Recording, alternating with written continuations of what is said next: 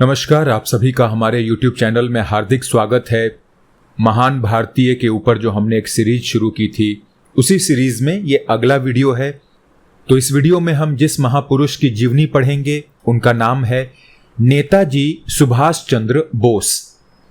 भारतीय स्वाधीनता के इतिहास में जो स्थान महात्मा गांधी एवं पंडित जवाहरलाल नेहरू का है, वही स्थान भारत के राष्ट्रीय क्षितिज के देदीप्यमान नक्षत्र नेता श्री सुभाष चंद्र बोस का है। उस वीर पुरुष के आत्मोत्सर्ग की वो कहानी है जो मृत शरीरों में भी संजीवनी शक्ति का संचार कर देती है। उसने अपने दृढ़ संकल्प, अजेय साहस और स्वार्थ शून्यता, अपूर्व त्याग एवं अतुल शौर्य द्वारा अपनी मातृभूमि की स्वतंत्रता के लिए उससे दूर, बहुत दूर विदेश में बिना किसी साधन और सहायता के एक विशाल संगठन करके संसार में कर्मवीरों के लिए एक आदर्श उपस्थित कर दिया।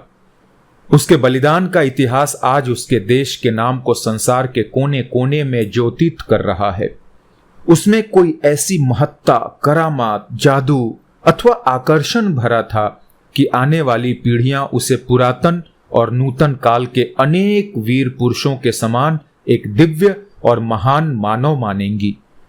वह आज मरकर भी अमर है। नेताजी का जन्म 23 जनवरी 1897 को कटक में हुआ था। उनके पिता कटक में सरकारी वकील थे। उनकी माता किसी अन्य महापुरुष की माताओं की तरह ही समान गुणवती और कर्तव्यपरायण थी। माता के प्रारंभिक प्रयत्नों से ही सुभाष बाबू उस पावन चरित्र के धनी बन सके जो उनके भाग्योदय में विशेष सहायक सिद्ध हुआ। समृद्धशाली पिता ने पुत्र की शिक्षा दीक्षा का समुचित प्रबंध किया। 5 वर्ष की अवस्था में वे कटक के प्रोटेस्टेंट यूरोपियन स्कूल में प्रविष्ट हुए। वहां के अंग्रेज सहपाठियों के बर्ताव से उन्हें प्रथम बार ये लगा कि ये शासक वर्ग के हैं और मैं शासित वर्ग का। 1913 ईस्वी में उन्होंने रेवेंशा कॉलेजिएट स्कूल से उन्होंने प्रथम श्रेणी में मैट्रिक की परीक्षा पास करके छात्रवृत्ति प्राप्त की। वे पढ़ाई लिखाई में जितनी रुचि रखते थे, उतनी ही सांसारिक बातों में भी।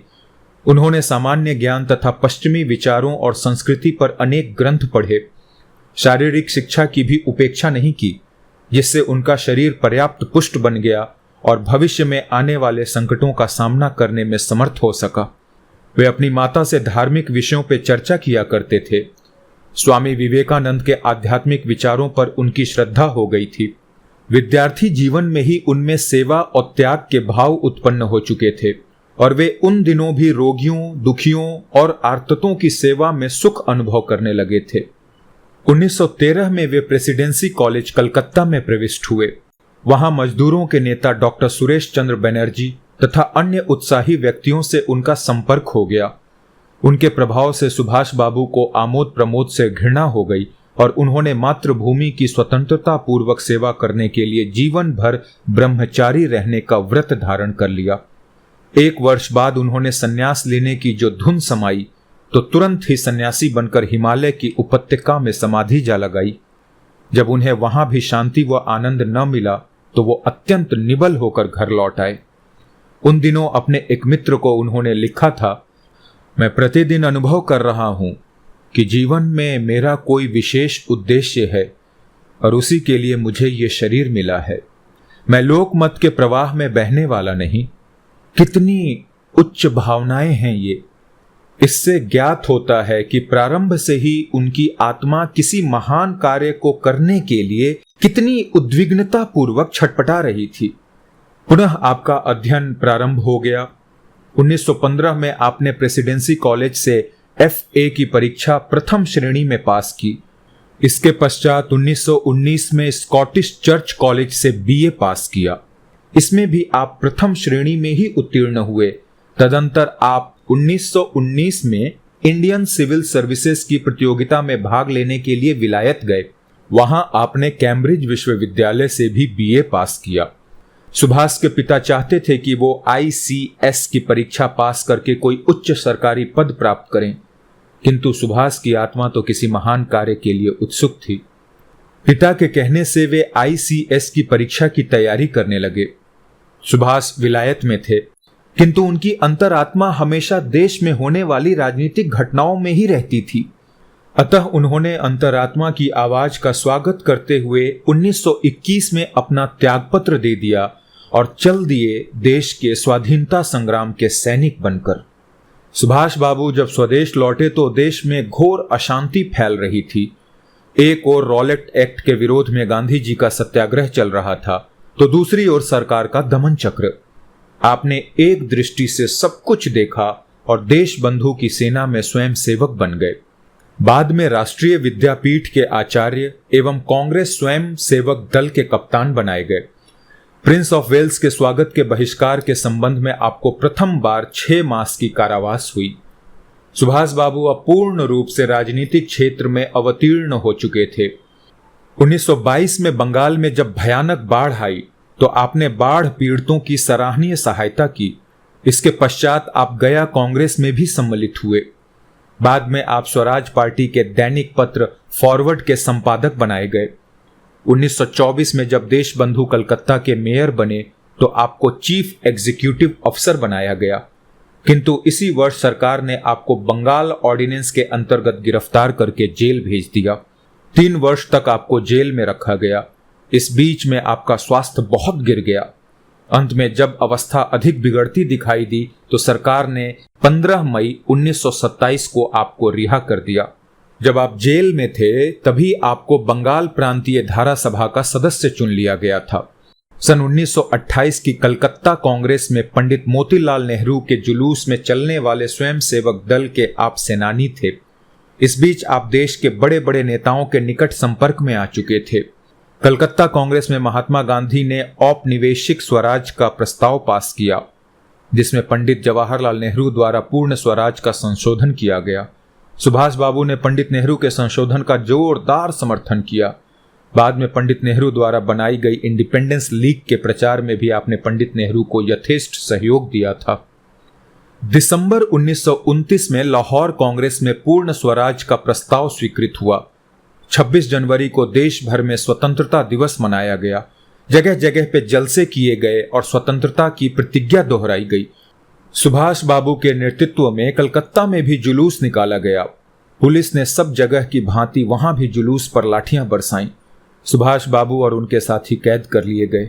सुभाष बाबू को 1 वर्ष की सजा हुई। जेल में उन्हें नाना प्रकार की यातनाएं दी गईं। परिणाम ये हुआ कि आप पुनः बीमार हो गए।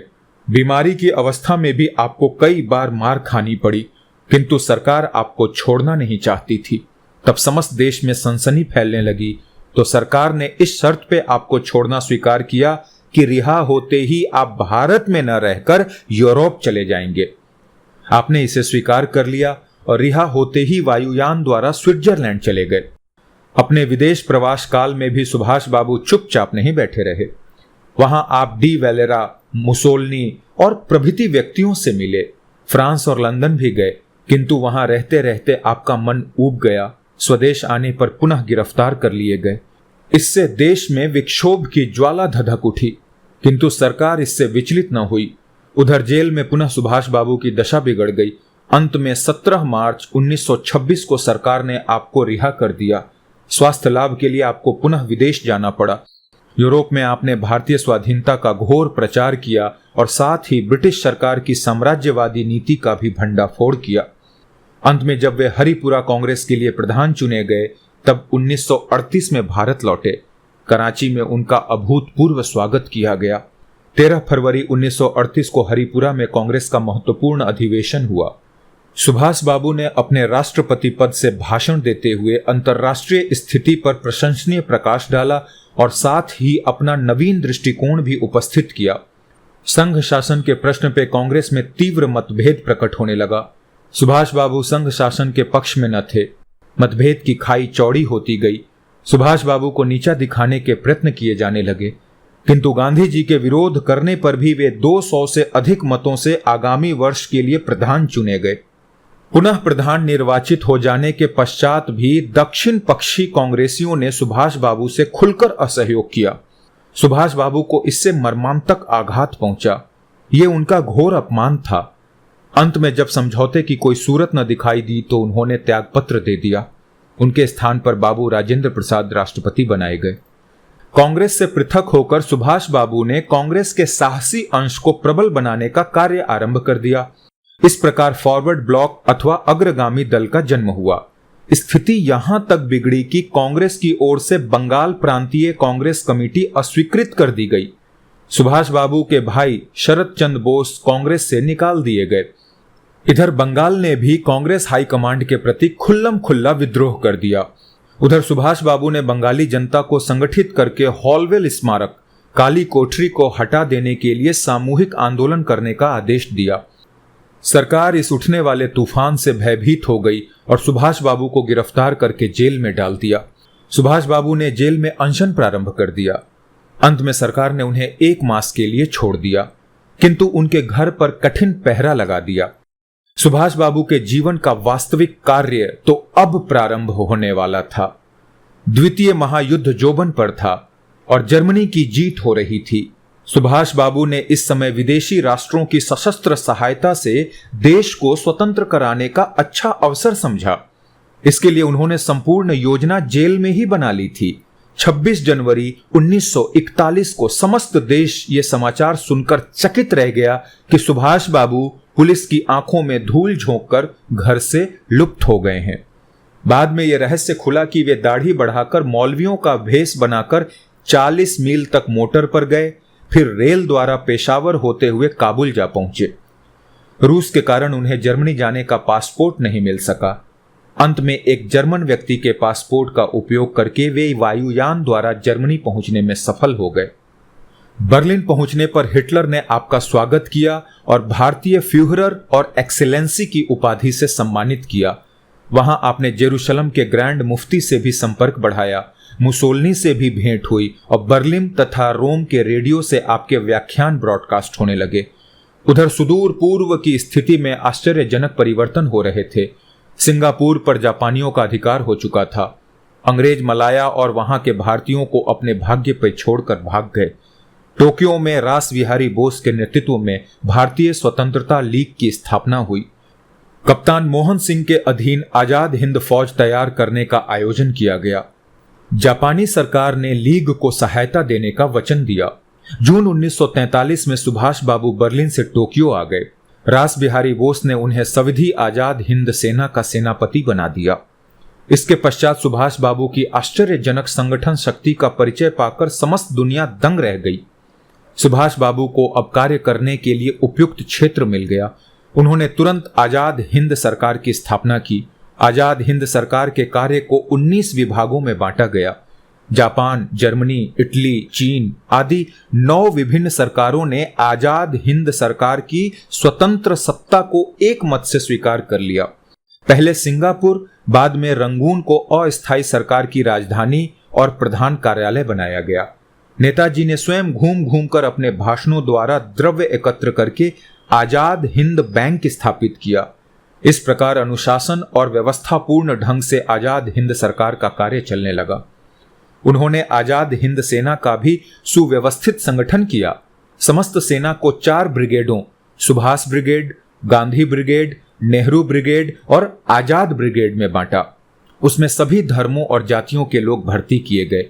अफसरों की शिक्षा के लिए स्कूल खोले गए। जापान सरकार से कुछ शस्त्रास्त्र भी खरीदे गए। लक्ष्मीबाई की अध्यक्षता में महिलाओं की पृथक रेजिमेंट बनाई गई, जिसका नाम झांसी की रानी रेजिमेंट रखा गया। बाल सेना का भी अलग दस्ता बनाया गया। जय हिंद और चलो दिल्ली के राष्ट्रीय गीतों पर सेना का मार्च होने लगा। आपका ये सैनिक संगठन और कार्यक्रम बड़े बड़े युद्ध विशारदों को भी विस्मय में डालने वाला था। 18 मार्च 1944 का वो दिन भारत के इतिहास में स्वर्ण अक्षरों में लिखा जाएगा, जब आजाद हिंद फौज की सेनाएं साहस और वीरता पूर्वक कोहिमा और मणिपुर के युद्ध में कूद पड़ी थीं। दूसरे ही दिन इम्फाल में राष्ट्रीय झंडा गाड़ दिया गया था।